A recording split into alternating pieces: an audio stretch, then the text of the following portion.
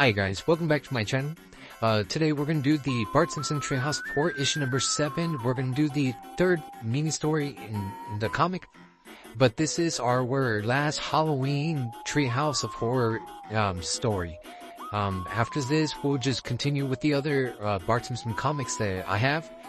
But for Halloween, this is our last one until next year, right? But unless you guys requested, so if you guys want to see more, of course, leave me a comment on the bottom that you guys want to see more of the horror stories. But let's continue with the third mini story.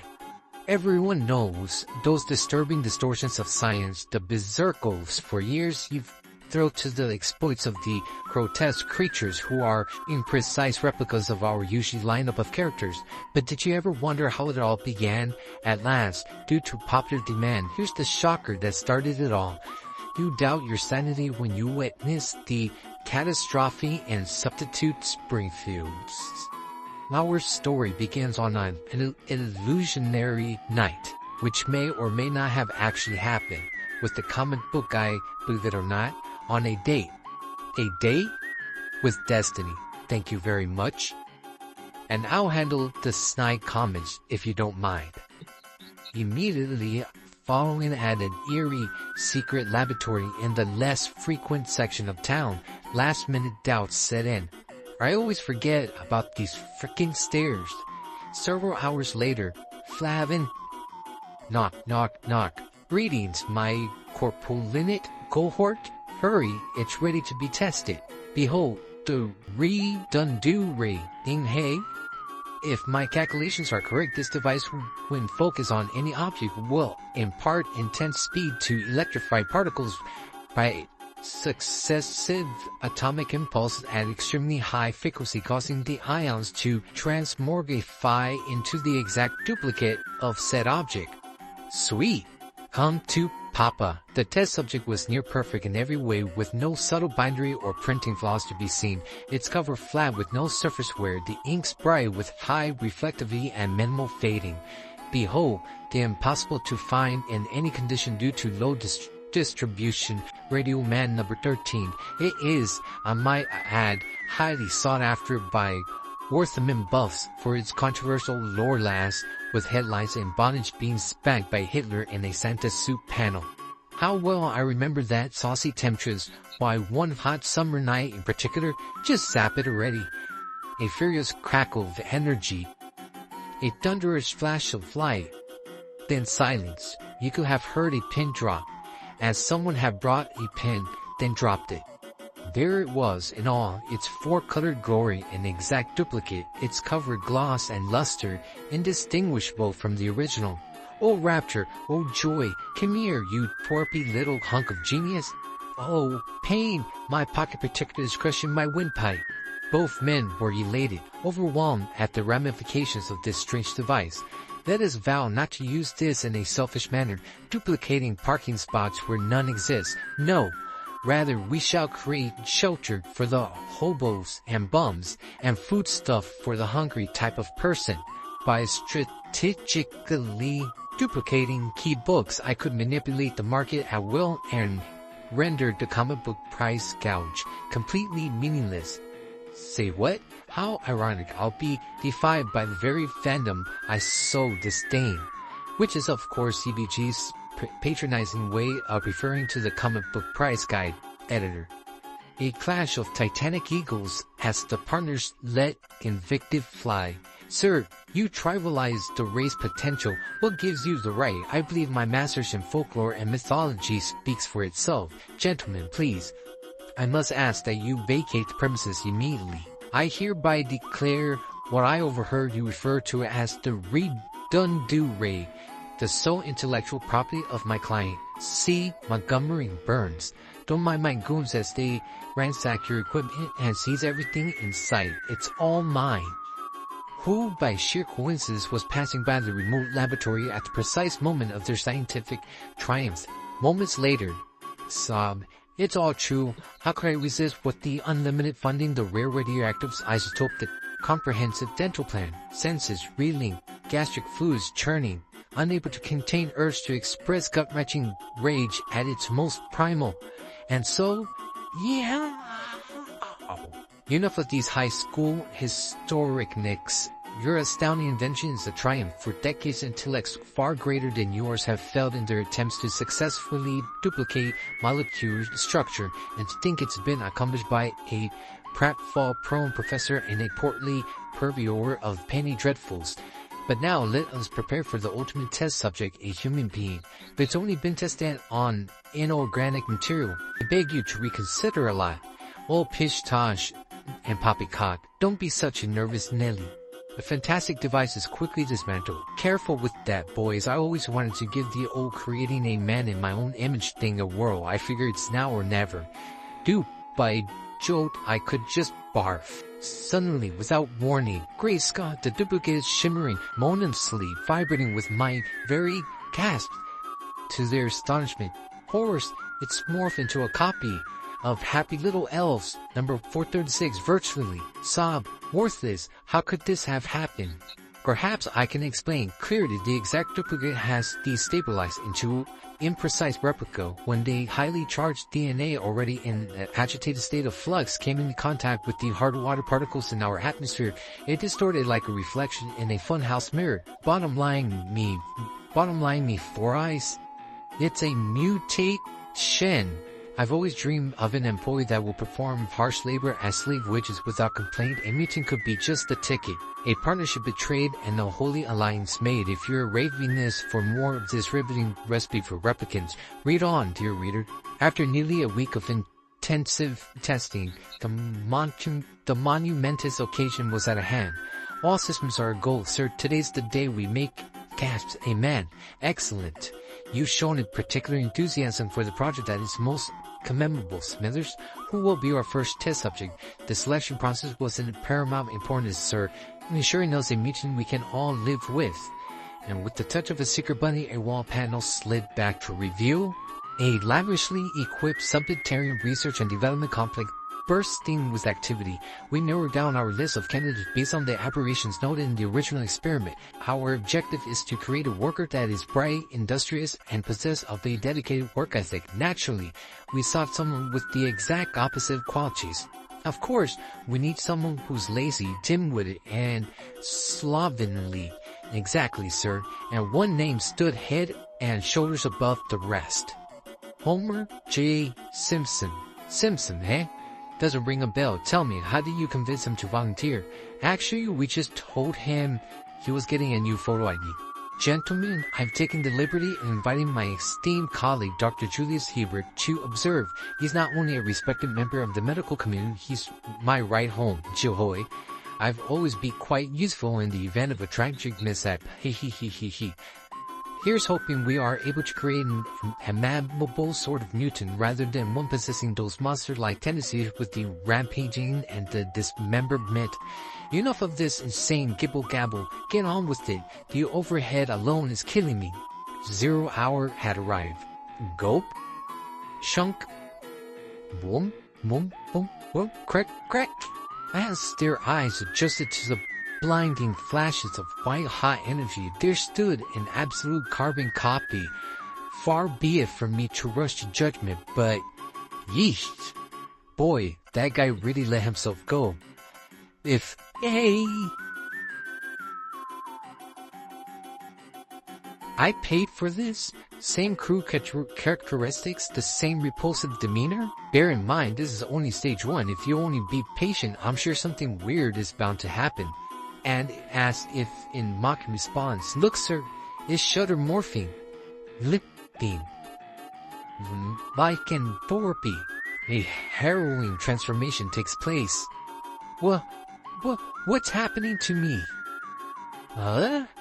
A creature was breathtaking to behold, his eyes blazing with rare intelligence, a lock of hair curling rashly down his forehead. He stood like a magnificent colossus astride 2 worlds. Oh, sir, Ooh. Doctor, get the smelling zone. Smithers has fainted dead away.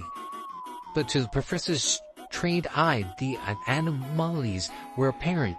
No, the skin's ghastly pinkish hue, the freakishly superfluous 5th finger. Clearly, his dignity's gone berserk. You, called me, mumble Bert Berserkle? must be my name.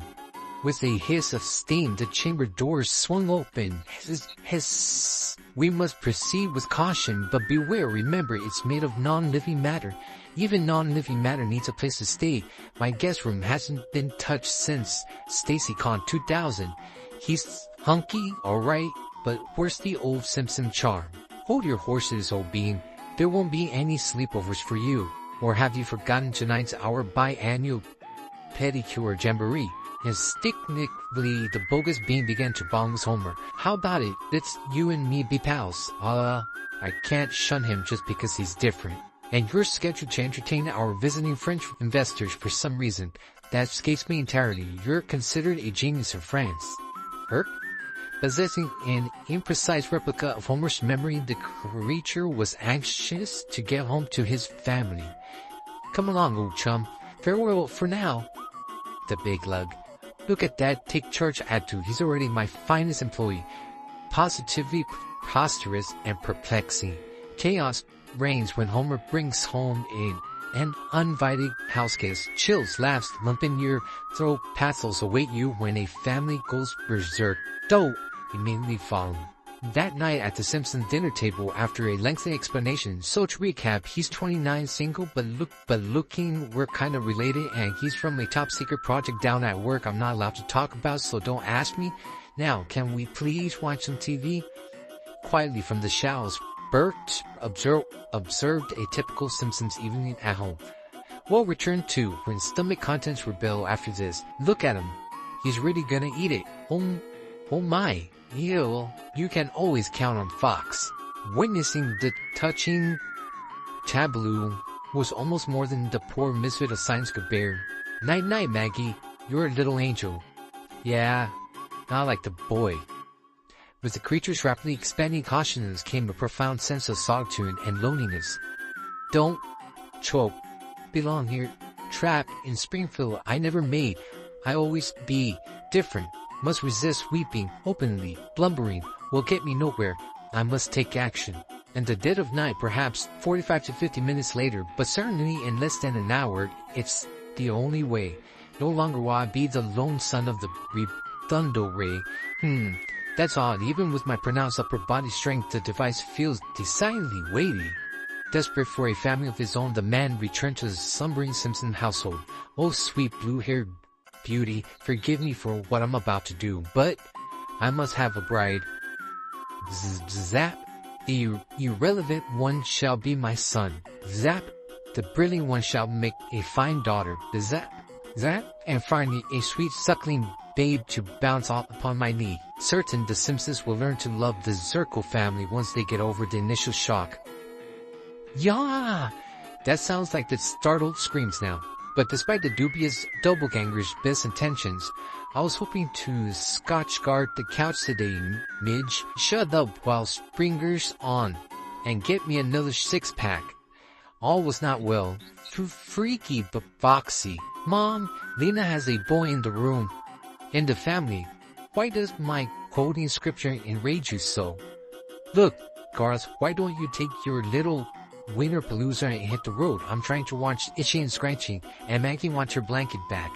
And speaking of babies, actually, except for verbal skills, they were both pretty much the same. Daddy, Mama, bye-bye, doggy, kitty. Sigh. Madness reigned until March reached the breaking point. I will not have our lives turn into some pathetic twisted sitcom. Our whole future as a family is at stake. Steak. And then came an incredible revelation. It is I who must assume the responsibility, Marge. Your yellow son has endowed me with powers and abilities far beyond those mortal men. I have a 13th level intelligence and an uncanny ability to consume coffee just before bedtime with no ill effects whatsoever, and penetrative vision which allows me to see everyone in their underpants. Got you there, smart guy. I'm not wearing any underpants. Come with me to the office, and this being you call boss, Homer, and I reveal all. Gradually the full dimensions of our outlandish conspiracy were laid bare. My suspicions were aroused when I discerned the components of the device were the otherworldly origin. After that, I followed my instincts, and the rest just fell into place when I broke into your office to read your personal diary.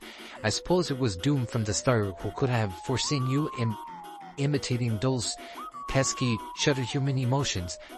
I expected that toying ferociously with Mother Nature would have its downside, but my immense Words Project artificial workforce is an unmitigated disaster.